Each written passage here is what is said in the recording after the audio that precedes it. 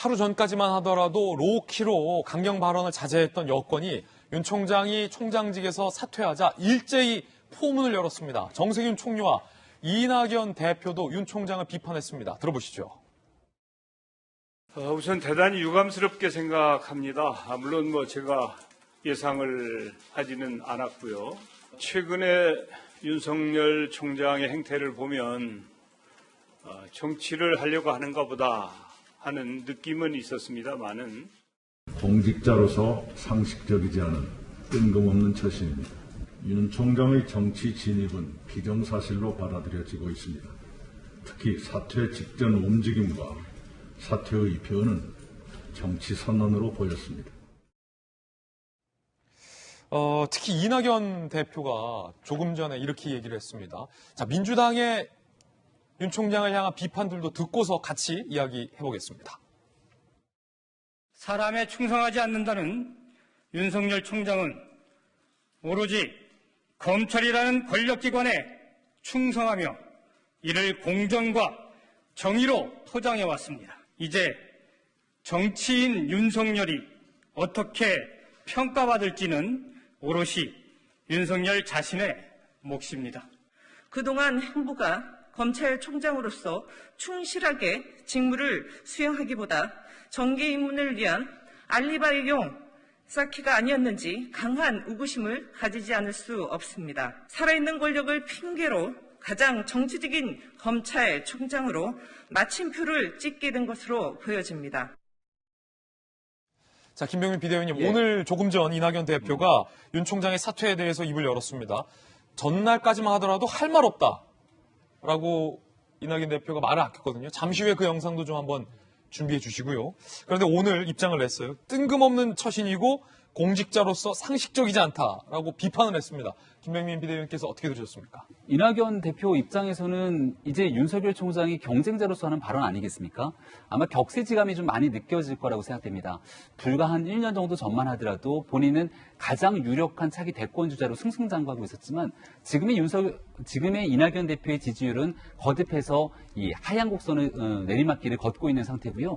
이번 보궐선거에서 만약 이낙연 대표가 더불어민주당 서울 부산 선거에서 참패하게 된다면 지난 박원순 오거돈 전 시장에 대한 문제 때문에 치러지는 보궐선거에서 후보를 내지 말아야 됨에도 불구하고 당원 당규를 바꿔서 후보를 내게 만든 총괄적인 책임자입니다. 아마 선거 이후의 결과에 따라서 이낙연 대표가 고스란히 모든 책임을 질 수밖에 없는 상황이 놓여질 것이고요.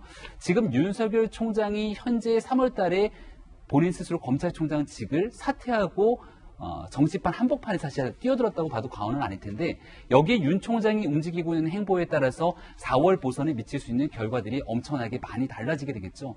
아마 이낙연 대표가 지금 가지고 있는 감정, 여러 가지 신경들이 꽤나 복잡할 거라는 생각이 들 것입니다. 근데 이낙연 대표가 이제 윤석열 총장에 대한 이 같은 비판과 비난들을 하게 되는 건 본인 스스로가 국무총리로 몸을 담았고 또 문재인 대통령이 살아있는 권력을 향해서 또 엄정하게 수사라고 했던 인사에 대해서 본인들의 인사권 자체가 부정될 수밖에 없는 상태이기 때문에 어떤 얘기를 끄집어낸다 하더라도 윤 총장에 대한 매서운 비판은 되지 않을 거라고 생각합니다. 예. 자, 여당 의원들이 윤 총장에 대한 평가도 180도 바뀌어왔습니다. 함께 보시죠. 윤석열 검찰총장 지명자는 검찰개혁을 원하는 국민적 요구를 반영한 인사라고 판단됩니다. 적폐청산과 국정농단 수사를 마무리하고 미래지향적인 새로운 검찰개혁을 이끌 적임자라고 판단됩니다. 후보자는 권력에 굽힘없는 강력한 원칙주의자로 국민적 신망을 그동안 받아왔습니다.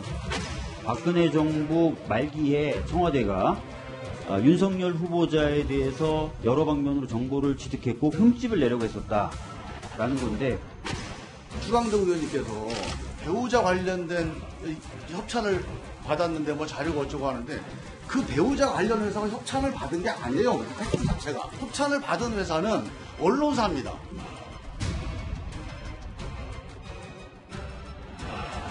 조국 장관이 사퇴를 하면 재량과 노움이 생길 수 있다는 취지로 답변을 하시더라고요.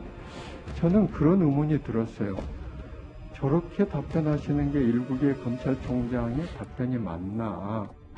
윤석열 검찰총장은 스스로 반성하는 모습을 보이기 바랍니다.